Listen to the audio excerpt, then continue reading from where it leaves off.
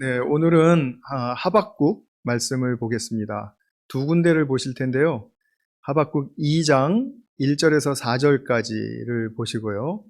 이제 3장 16절부터 19절은 설교 중에 말씀을 나누면서 함께 보시도록 그렇게 하겠습니다. 하박국 2장 1절로부터 4절까지.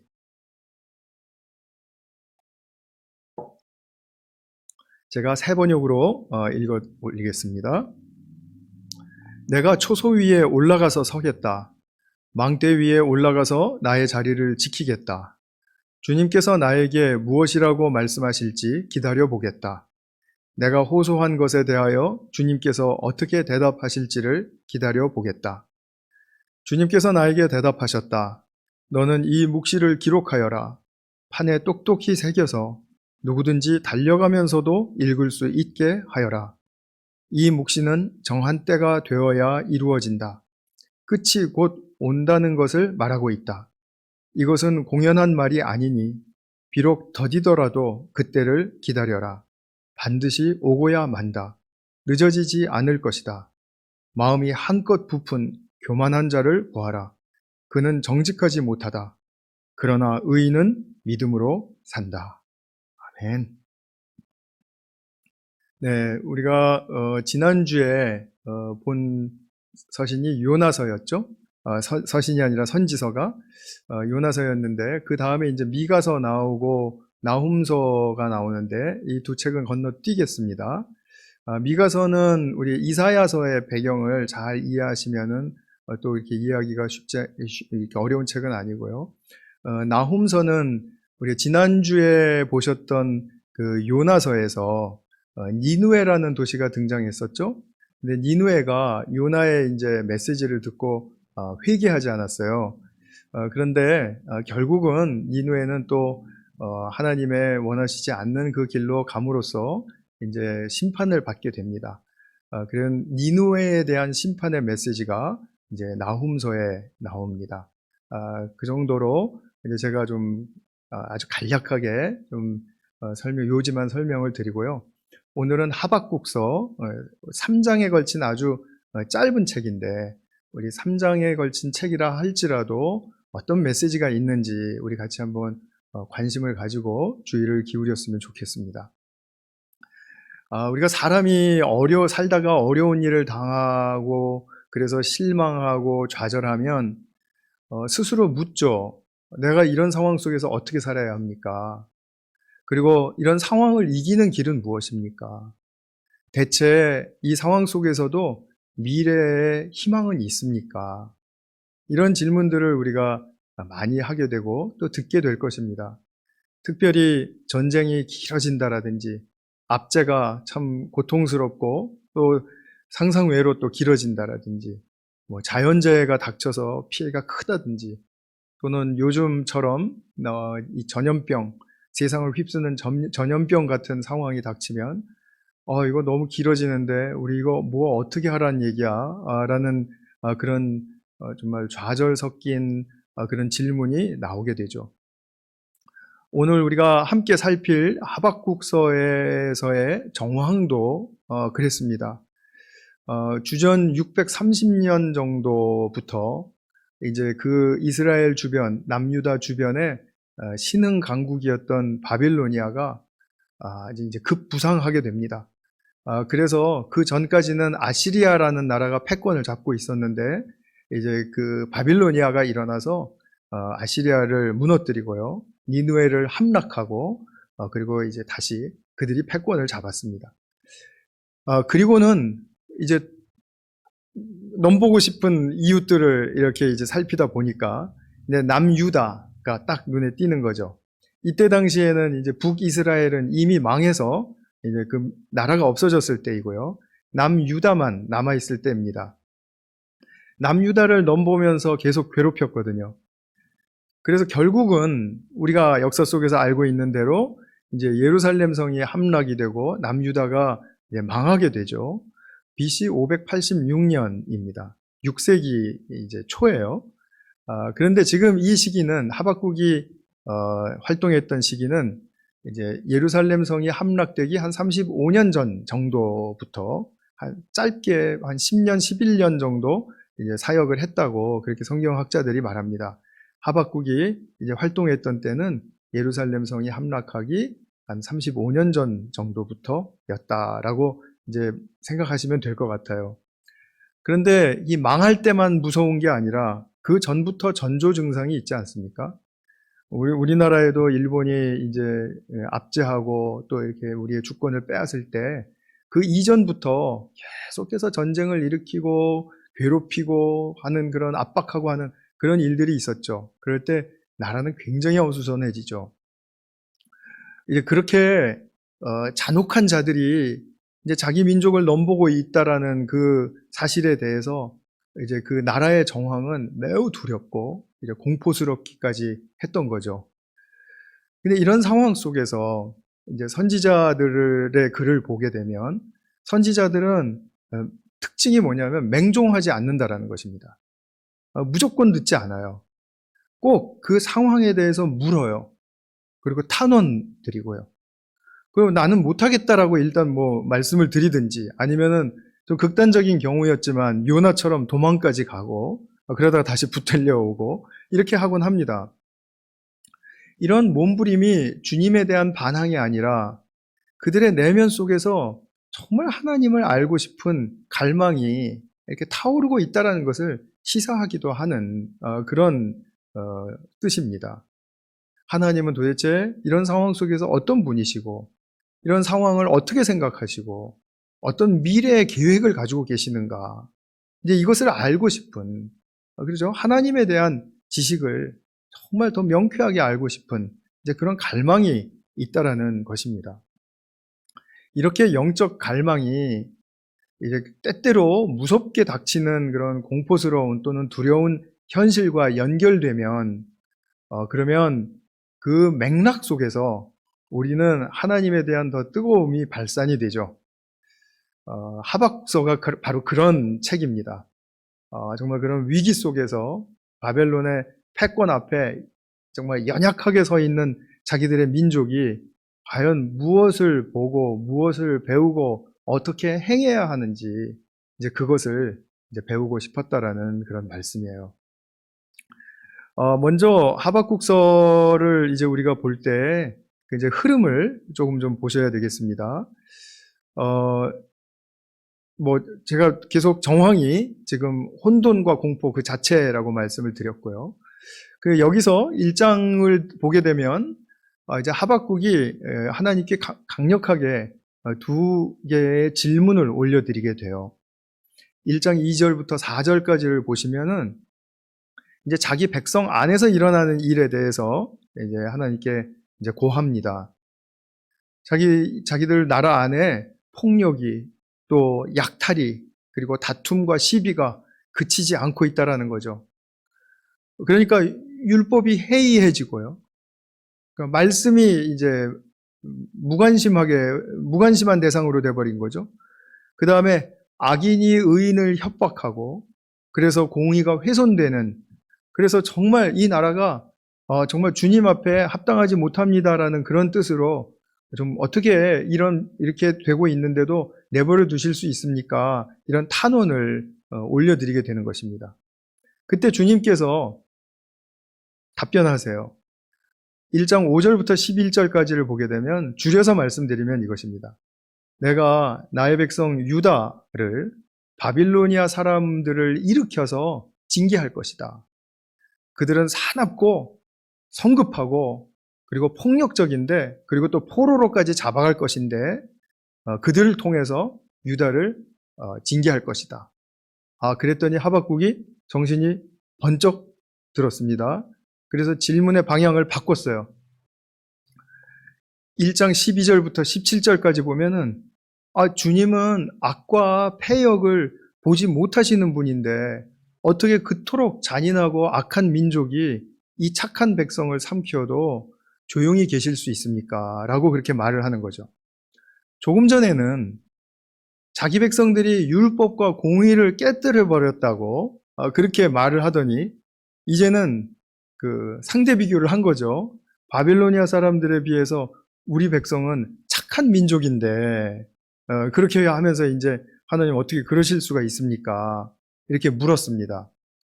그리고 하박국이 이제 자기의 탄원에 대해서 하나님이 답변해 주실 것을 분명히 확신하고 이제 기다릴 수 있는 그런 마음이 있었던 것 같아요. 그러니까 2장 1절에 가서 내가 지금 올려드린 이 질문에 대해서 듣겠다.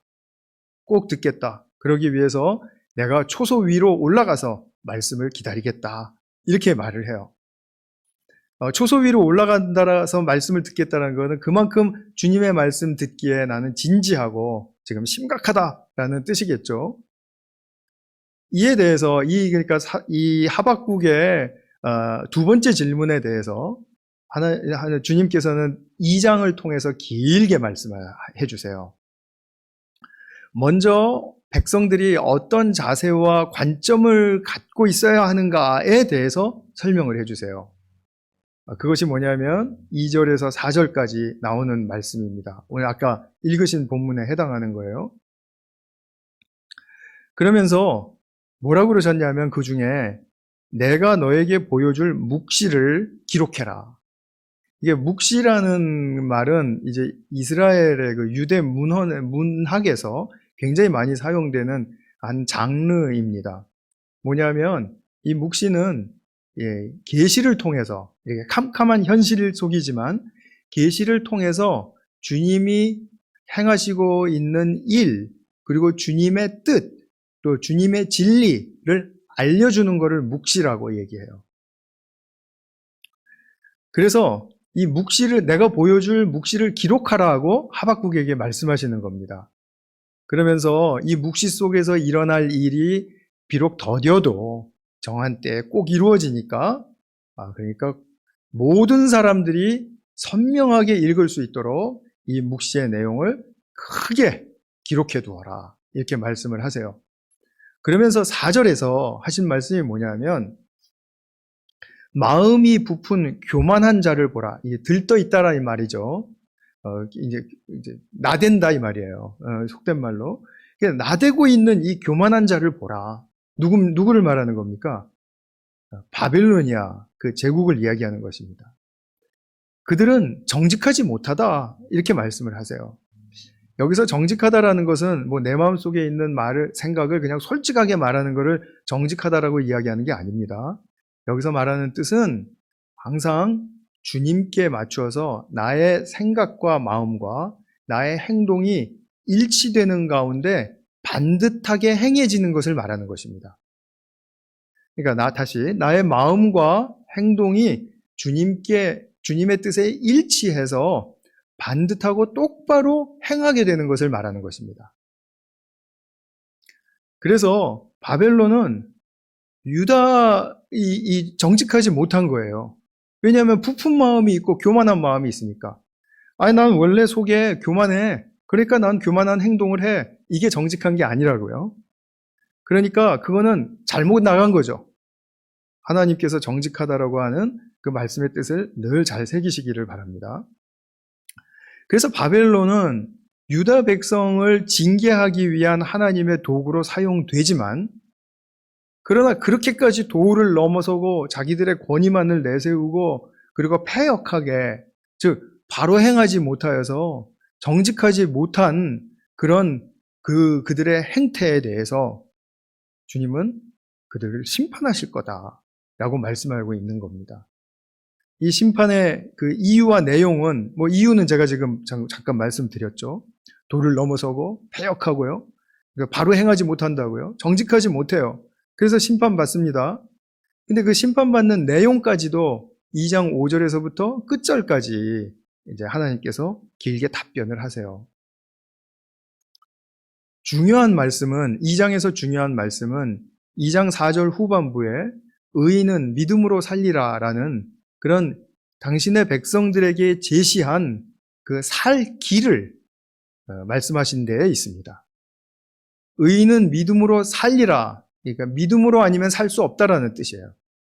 지금 이런 상황 속에서.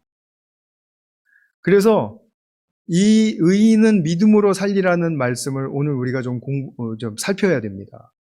그건 이제 뒤에서 제가 말씀을 드릴 거고요.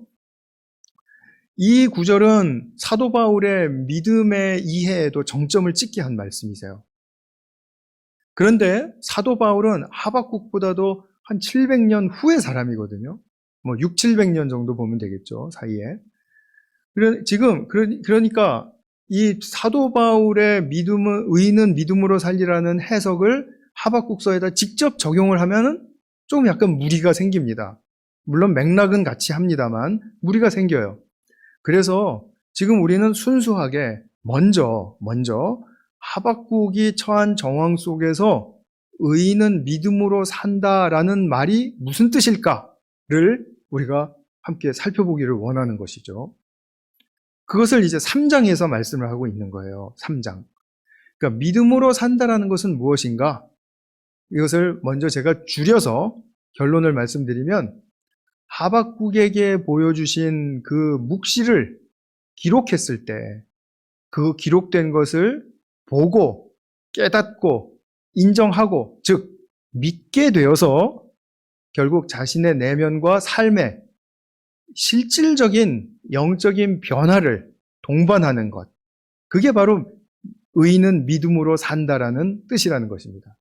더 줄여서 말하면 말씀을 깨닫고 인정하고 그리고 나의 삶에 변화가 일어나게 되는 것.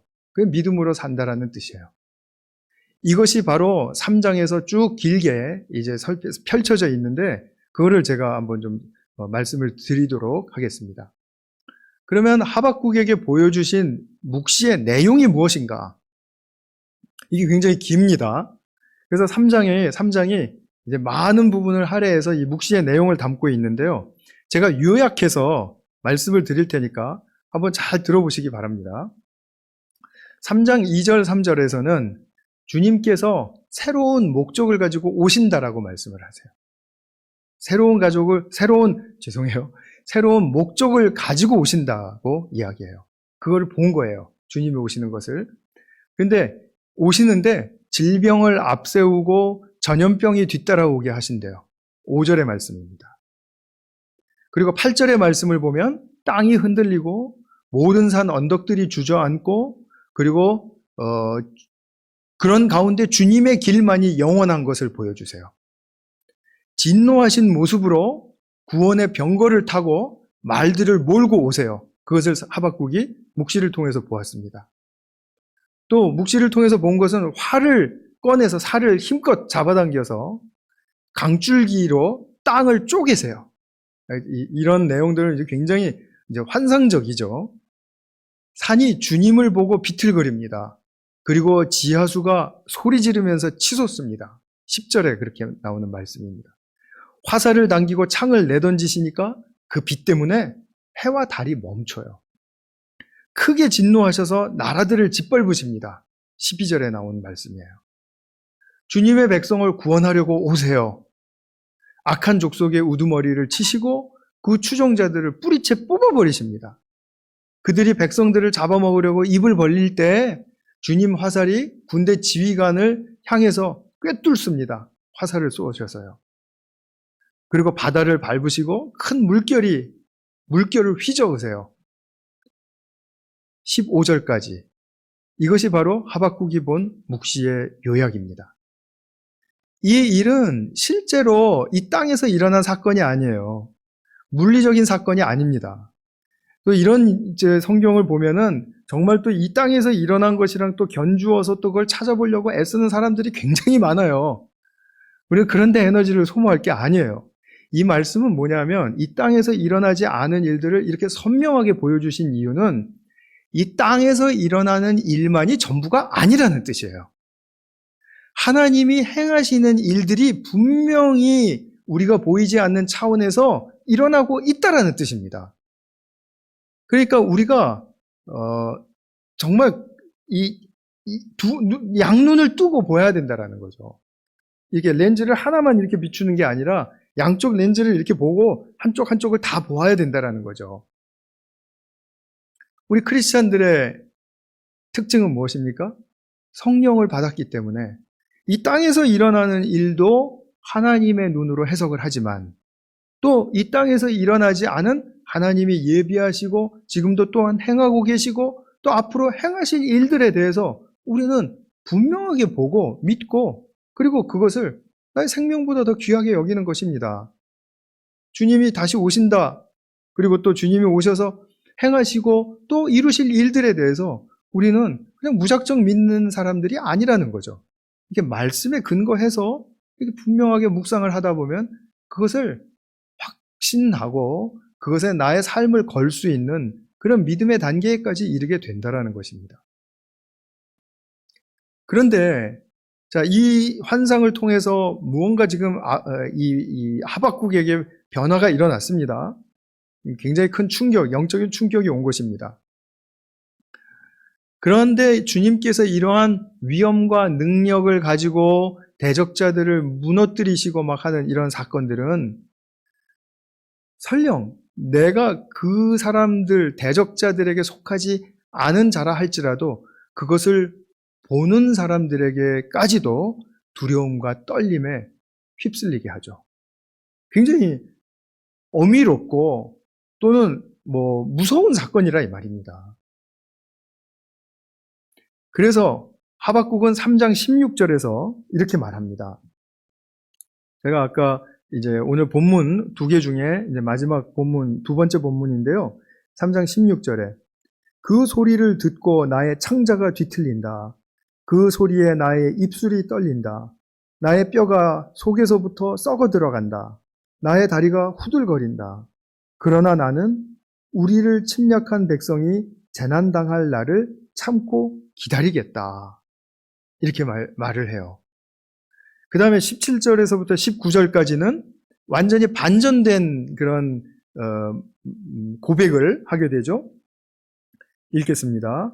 무화과 나무에 과일이 없고 포도나무에 열매가 없을지라도 올리브나무에서 딸 것이 없고 밭에서 거두어 드릴 것이 없을지라도 우리의 양이 없고 외양간에 소가 없을지라도 나는 주님 안에서 즐거워하련다.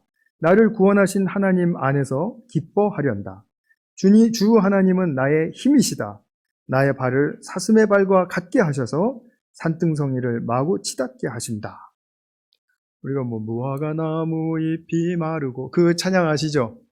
이 찬양을 우리가 한때 참 많이 불렀었습니다. 90년대 중반쯤이었는데요. 이제 교회에서 이 찬양을 이제 찬양 예배를 통해서 많이 했는데 찬양 예배가 딱 끝나고 나니까 우리 아들이 그때 한 5살 정도 됐나요?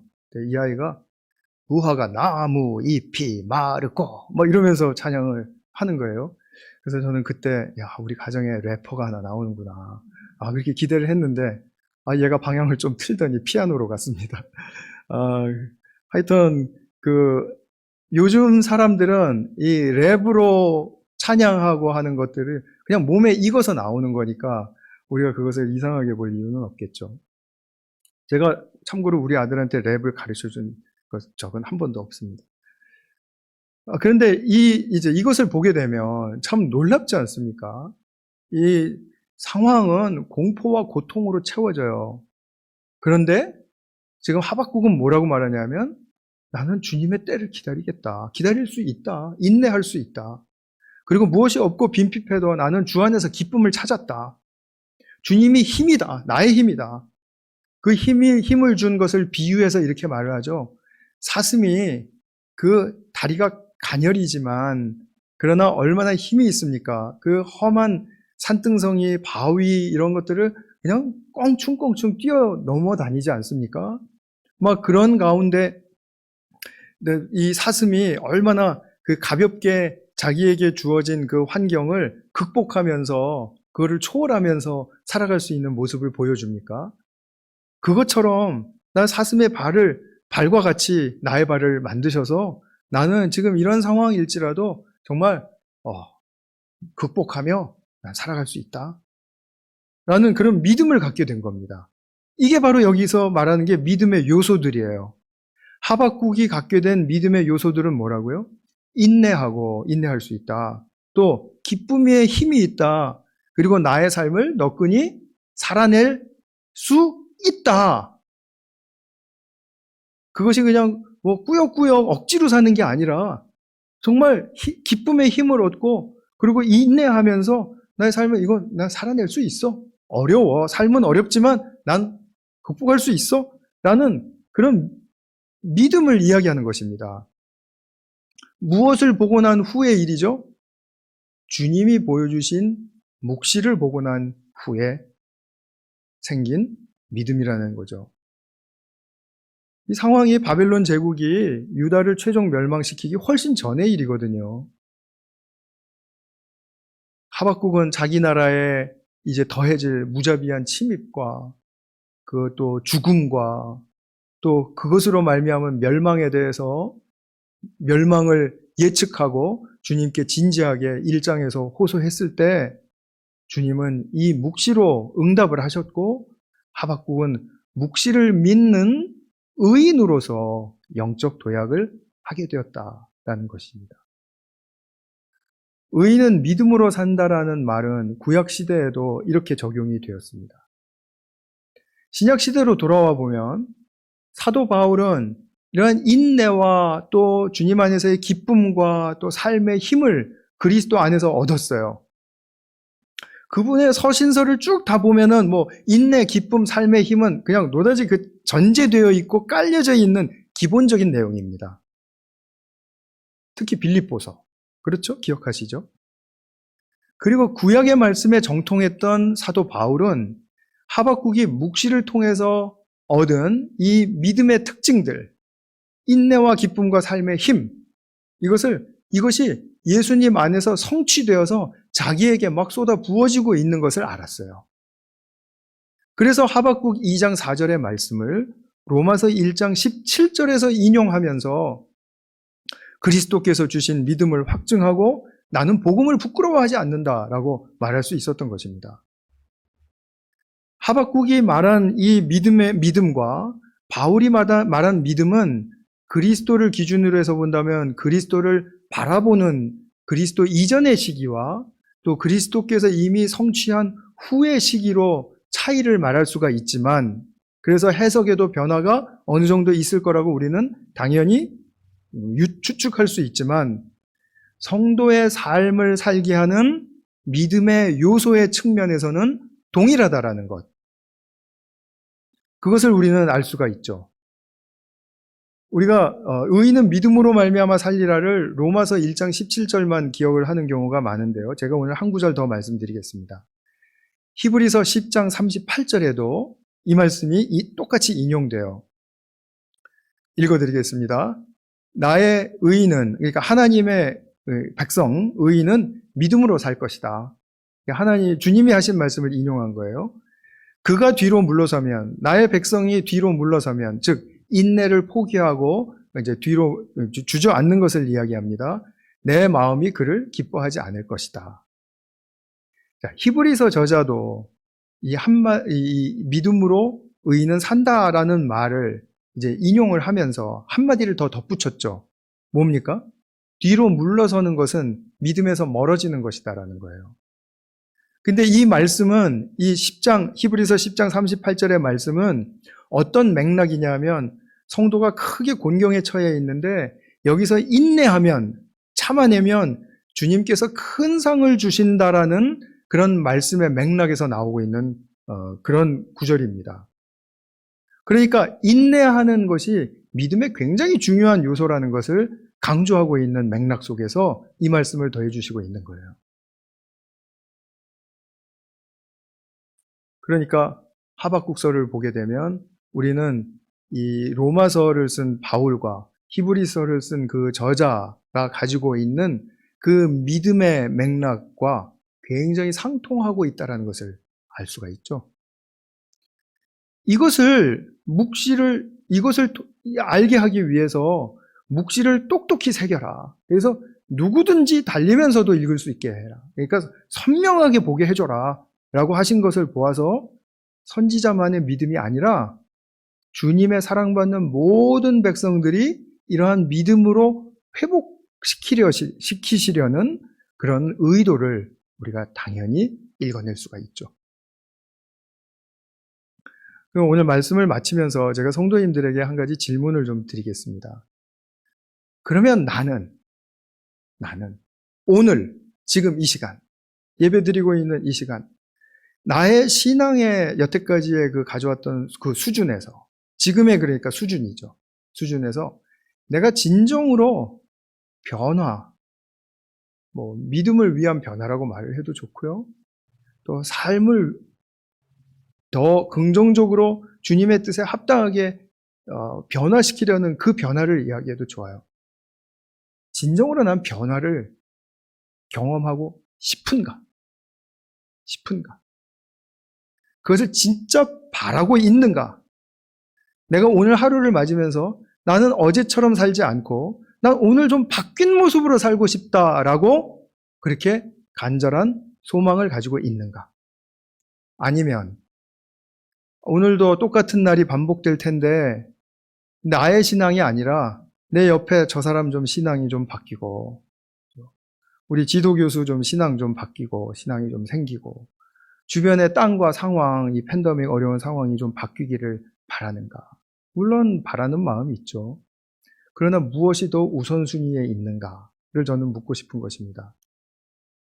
우리가 중보 기도를 하는데 약간 이 트랙을 빗나가면 이렇게 되기 쉽습니다. 다른 사람 변화시켜달라고 기도하다가 결국 자기가 지쳐 나가 떨어지는 거예요. 물론 타인의 변화를 위해서도 건전한 의미로 기도를 해야 하죠. 그러나 무엇보다도 우선순위로 앞서야 할 것은 뭐냐면 나의 어떤 외부적인 것보다 또는 다른 사람과 관계된 것보다 더 앞서야 할 것은 내가 오늘 주님 앞에 얼마나 겸손하고 온유한 마음으로 주님의 계시, 하박국이 본 묵시처럼 주님의 계시를 보고 싶어 하는가?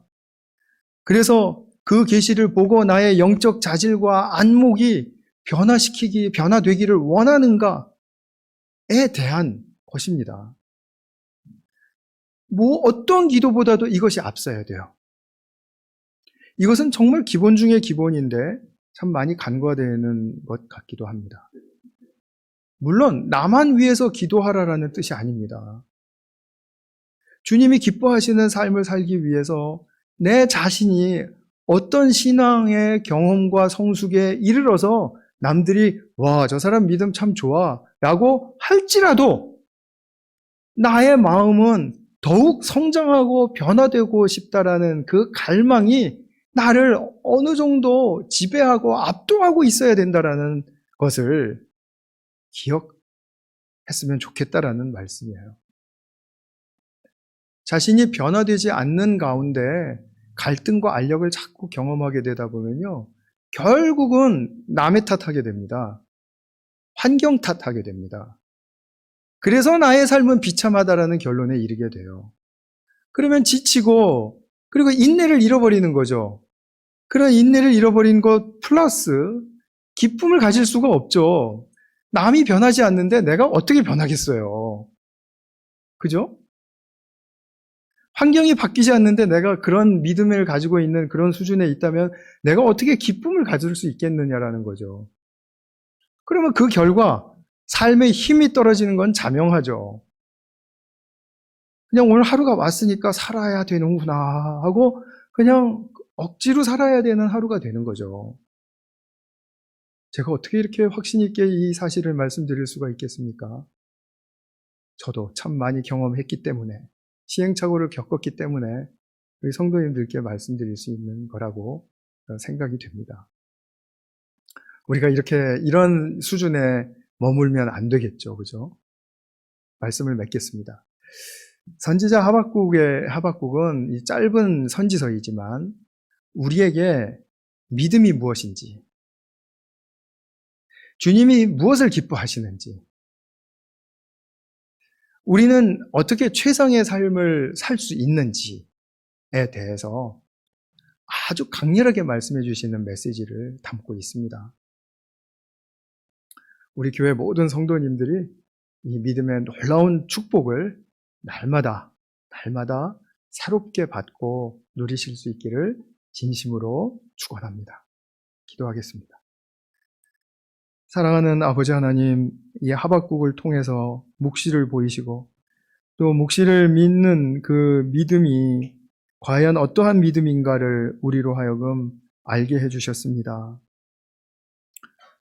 신약 성경에서도 나와 있는 그 믿음의 역사는 하박국이 이미 경험한 그 믿음의 경험과 별반 다르지 않다라는 사실을 또한 발견하게 됩니다.